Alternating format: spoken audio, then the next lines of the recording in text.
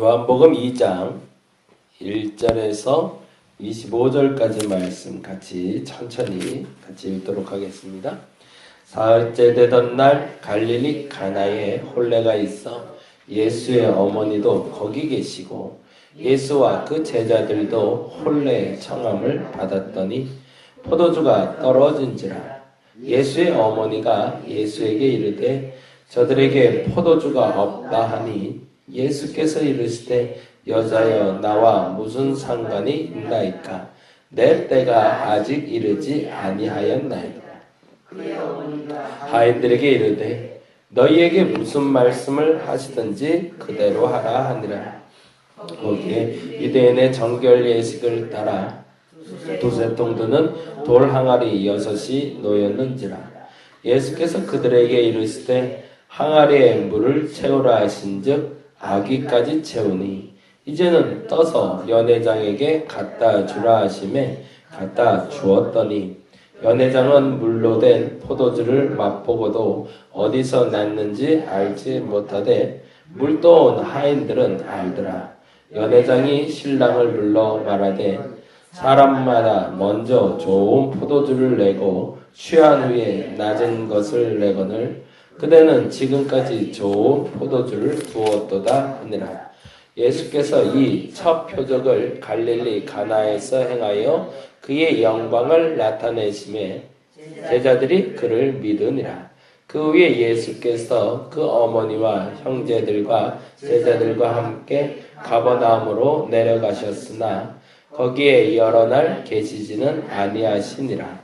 유대인의 유월절이 가까운지라 예수께서 예루살렘으로 올라가셨더니 성전 안에서 소와 양과 비둘기 파는 사람들과 돈 바꾸는 사람들이 앉아 있는 것을 보시고 노끈으로 채찍을 만드사 양이나 소를 다 성전에서 내쫓으시고 돈 바꾸는 사람들의 돈을 쏟으시며 상을 엎으시고 비둘기 파는 사람들에게 이르시되 이것을 여기서 가져가라. 내 아버지의 집으로 장사하는 집을 만들지 말라 하시니 제자들이 성경 말씀에 주의 전을 사모하는 열심이 나를 삼키리라 한 것을 기억하더라. 이에 유대인들이 대답하여 예수께 말하기를 내가 이런 일을 행하니 무슨 표적을 우리에게 보이겠느냐. 예수께서 대답하여 이르시되 너희가 이 성전을 헐라 내가 사흘 동안에 일으키리라. 유대인들이 이르되 이 성전은 46년 동안에 지어졌을 내가 3일 동안에 일으키겠느냐 하더라. 그러나 예수는 성전된 자기 육체를 가리켜 말씀하신 것이라. 죽은 자 가운데서 살아나신 후에야 제자들이 이 말씀하신 것을 기억하고 성경과 예수께서 하신 말씀을 믿었더라. 6월절에 예수께서 예루살렘에 계시니 많은 사람이 그의 행하시는 표적을 보고 그의 이름을 믿었으나 예수는 그의 몸을 그들에게 의탁하지 아니하셨으니 이는 친히 모든 사람을 아심이요 또 사람에 대하여 누구의 증언도 받으실 필요가 없었으니 이는 그가 친히 사람의 속에 있는 것을 아셨음이니라. 아멘. 아멘. 오늘은 크게 두 가지 사건을 우리가 보게 됩니다. 첫째는 가나의 혼인잔치와 그리고 성전 정화 사건인데요. 가나의 혼인잔치 이야기는 요한복음에만 기록된 독특한 기록입니다.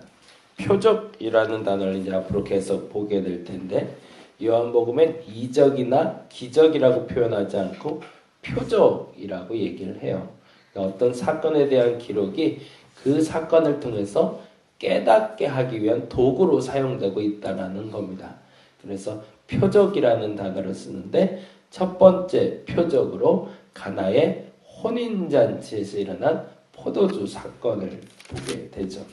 아주 재미난 경험을 하게 되는 건데 포도주가 떨어지잖아요. 그래서 이 포도주를 어떻게 해야 될지 걱정하는 이들에게 포도주가 떨어졌다는 말은 유대인에게 있어서 잔치가 끝났다는 얘기입니다. 더 이상 이제 잔치를 더 벌일 수 없으니 가야 된다라는 얘기인데 그러면 굳이 포도주를 또 내올 필요가 없거나 아니면 포도주를 어디서 급조해서 가져와야 되는데 통상 그럴 수 없는 상황이 되자 예수께서 하신 일이 다음과 같이 기록이 되고 있죠. 그게 바로 6절인데요. 6절 말씀 읽어볼까요?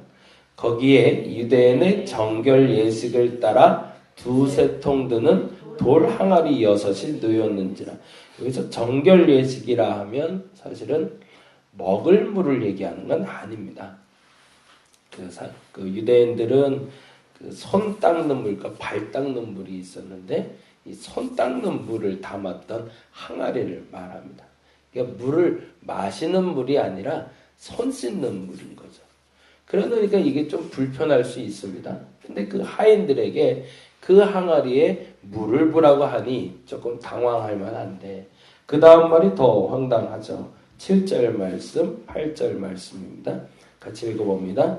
예수께서 그들에게 이르시되 항아리에 물을 채우라 하신즉 아귀까지 채우니 이제는 떠서 연회장에게 갖다 주라 하심에 갖다 주었더니 여기서 말하는 이유가 사실은 첫 번째 표적을 통해서 믿음이 뭔지를 알려주고 싶어서 그렇습니다. 믿음이란 하라는 대로 하는 거잖아요. 그렇죠? 믿음이란 내가 행동에 움직일 수 있는 것을 우리는 믿음이라고 얘기합니다. 그래서 이 하인의 믿음으로 말미암아 물이 포도주로 변한 것이 손님들에게 전달될 수 있었던 거죠. 저와 여러분에게 이 믿음이 생기기를 간절히 바랍니다. 그래서 12절에 보니 다음과 같이 기록되어 있습니다. 12절 볼까요? 11절 읽어봅니다. 예수께서 이 표적을 갈릴리 가나에서 행하여 그의 영광을 나타내심에 제자들이 그를 믿으니라 라고 되어 있습니다. 여기서 이 믿음이라는 단어는 사실은 아까 말한 그 포도주 사건을 통해서 제자들이 믿게 됐다는 얘기입니다. 그러면 실질적으로 이 표적이 일어난 이유는 뭘까요? 잔치집에 포도주가 필요해서 아니라는 거죠. 두 번째, 하인들에게 믿음을 주기 위해서 아니라는 거죠. 그러면 이 첫 번째 표적이 일어난 가장 큰 이유는 뭘까요? 제자들에게 믿음을 주기 위해서. 그러니까 우리가 이 대상에 대해서도 명확해져야 됩니다. 물이 포도주로 변한 사건이 중요한 게 아니라는 겁니다. 왜 굳이 혼인잔치에 예수의 제자들도 같이 초청받게 되었고 왜 포도주가 떨어졌으면 잔치를 마쳐야 되는데 마치지 않았고 마리아는 왜 굳이 예수의 말을 따르라 했고 왜 굳이 하인들은 손 씻는 물을 갖다가 포도주로 만드는 그 경험을 하고 그 물을 포도주로 갖다 줬을 때 포도주로 변하게 됐는지 이 모든 사건에 대한 궁극적인 이유는 하인의 믿음도 아니고 물이 포도주가 되는 걸 알게 함도 아니고 제자들에게 믿음을 주기 위해서라는 겁니다. 저와 여러분에게 일어나는 일련의 사건들에 대해서도 그러한 점검점이 생기길 간절히 바랍니다. 이게 무슨 말이냐면 내게 필요한 믿음을 주기 위해서 하나님이 도구 삼는 사건들이 있다라는 겁니다. 남들이 뭐라 하든 그건 상관이 없습니다. 남들에게 경험되는 것이 아닙니다. 이 하인들에게 믿음이 생겼더라라고 말하지 않습니다. 하인들은 그저 신기할 뿐이죠. 우리 안에 일어나는 예수 그리스도의 사건에 대해서 어떤 이들은 궁금해할 수는 있습니다. 그렇다고 그들이 믿음이 생기지 않았다고 해서 우리가 탓할 필요가 없다는 얘기입니다. 어떻게 이런 사건을 통해서도 예수를 믿질 못하지? 그 답답해야 할 필요가 없다는 얘기입니다. 왜냐하면 그 사건은 나를 위해서 만들어주신 첫 번째 표적이기 때문입니다. 또 하나 아주 재미난 표현이 나오는데요. 주의 성전이 무너지는 장면입니다. 말 그대로. 주의 성전에서 소와 양과 비둘기 파는 사람들과 돈 바꾸는 사람들이 앉아있는 걸 보셨습니다. 그래서 화가 나서 노끈으로 채찍을 만들어서 양, 소에 모두 다 내쫓는데 다른 본문에 보면은 비둘기 파는 자들에게는 나가라고만 얘기하지 내쫓지는 않습니다. 아마도 조금 부자들에게는 더 화를 내신 것 같아요. 그리고 나서 16절에 이렇게 얘기하고 있습니다. 16절 같이 볼까요? 읽어보겠습니다. 비둘기 파는 사람들에게 이르시되 이것을 여기서 가져가라. 내 아버지의 집으로 장사하는 집을 만들지 말라라고 화가 나셨어요. 근데 왜 이들이 비둘기도 양도 소도 돈 바꾸는 사람들을 데리고 들어왔는가가 중요하죠. 왜 그랬을까요? 그게 17절입니다. 같이 한번 읽어보겠습니다. 17절 읽어보겠습니다. 시작. 제자들이 성경 말씀에 주의 전을 사모하는 열심히 나를 삼키리라 한 것을 기억하더라. 아하라고 제자들이 깨달은 게 믿음이 과한 거죠. 믿음을 갖는 것이 중요합니다. 근데 믿음을 잘못 갖는 것도 문제가 되더라고요. 잘못된 열심히 가져온 결과물이 성전을 더럽히는 강도의 소굴로 만드는 사건이었다는 겁니다. 그리고 나서 예수께서 아주 기가 막힌 표현을 쓰시는데요. 그게 바로 24절, 23절, 24절입니다. 같이 한번 읽어보겠습니다. 23절, 24절. 6월절에 예수께서 예루살렘에 계시니 많은 사람이 그의 행하시는 표적을 보고 그의 이름을 믿었으나 예수는 그의 몸을 그들에게 의탁하지 아니하셨으니 이는 친히 모든 사람을 아심이요라고 되어 있습니다. 근데 여기서 그의 이름을 믿었으나라는 단어하고 그들에게 의탁하다라는 단어가 에피스투산이라는 헬라어 단어를 쓰는데요. 같은 단어를 쓰고 있어요. 그의 이름을 믿었다라는 단어와 24절에 그들에게 의탁하다라는 단어가 에피스투산이라는 단어를 쓰는데 둘 다 믿다라는 단어입니다. 그러니까 예수의 표적을 보고 그들이 믿었으나 예수는 그들을 믿지 아니했다라는 얘기입니다. 믿음이라는 말을 할 때 믿음은 마음의 동의와 지적인 동의가 일어난 사건이라고 얘기를 합니다. 믿음은 마음의 동의와 지적인 동의가 일어난 사건. 근데 여기서 조금 더 구체적으로 살펴보자면 그들이 믿었다라는 말에 이 믿었다는 순수한 마음의 동의가 일어났다라는 뜻입니다. 마음에서 이렇게 뭐가 울컥울컥 움직이는 것은 나왔다라는 것을 믿음이라고 썼습니다. 근데 예수께서 믿지 않았다라는 말은 그의 마음에 울컥거림은 있으나 지적인 동의는 없다라는 뜻입니다. 조금 말이 좀 어렵죠. 그게 무슨 말이냐면 그들이 가진 믿음은 진짜 믿음이 아니더라는 겁니다.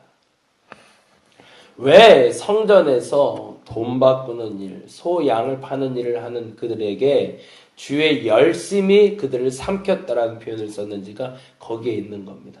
마음만 앞섰던 거죠. 마음만.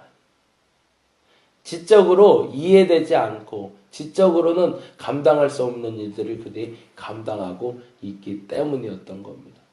저와 여러분에게 믿음의 균형을 잡을 수 있는 사람이 되기를 간절히 바랍니다. 믿음이 건강해야 됩니다. 무조건 믿음이 생긴다고 좋은 것이 아니더라는 겁니다. 마치 앞서 말씀드린 대로 하인들이 물이 포도주로 변한 것을 보고 믿음을 가졌다라고 말했을 때 예수는 단지 물을 포도주로 변하게 하는 사람일 뿐입니다. 어제도 말씀드렸지만 예수께서 우리에게 오신 궁극적인 이유는 우리를 구원하기 위해서였습니다.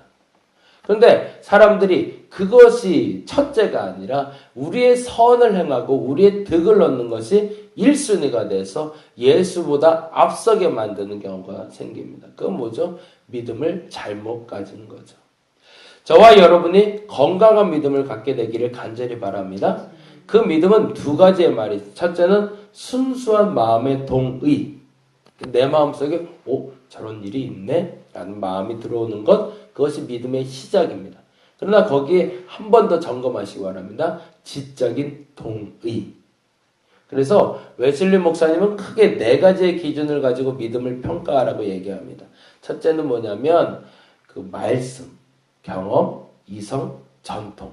요 네 가지의 기준을 가지고 참 믿음인지 아닌지 점검해 보라고 얘기합니다. 우리 안에 일어나는 모든 믿음의 역사들에 대해서 무조건 아니라고 말할 수는 없습니다.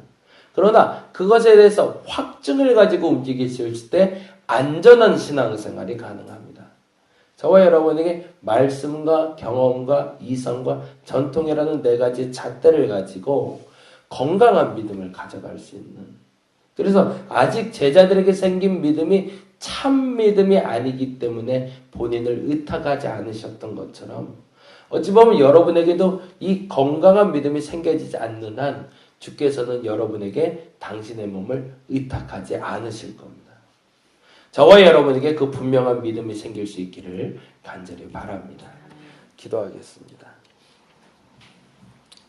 하나님, 우리에게 믿음을 허락하여 주옵소서라고 기도하는 건 매우 중요한 일입니다. 우리에게 믿음의 사건도 주시고 믿음을 허락하여 주옵소서.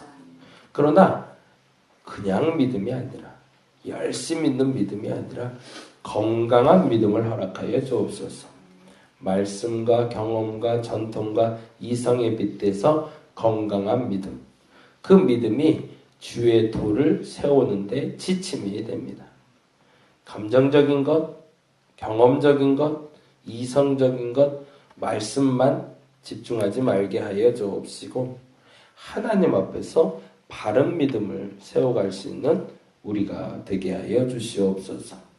잘못된 믿음을 가졌던 이들이 성전을 강도의 소굴로 만들었음을 보게 됩니다. 맞습니다.